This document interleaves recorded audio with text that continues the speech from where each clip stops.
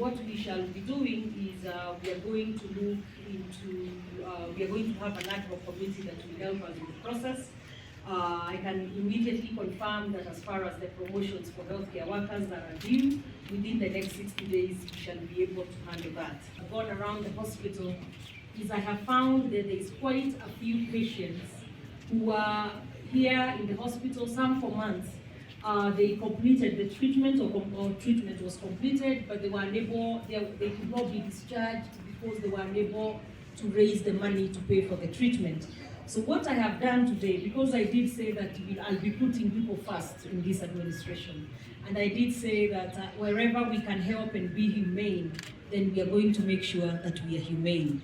So what we have done is we have sat down with Dr. Aisha and her team and the waiver committee, and I have been able to have or to do a waiver for almost about 5 million shillings at this hospital.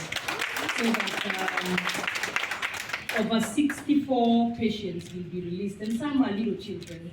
I just met a 7-year-old boy who had a fracture, but has since been taken care of, but has not been able to go home and is just laying in the bed. I've also met an older gentleman who had an accident, and he says his treatment took 2 months, but he's been here another extra month because he has been unable to raise the fees required.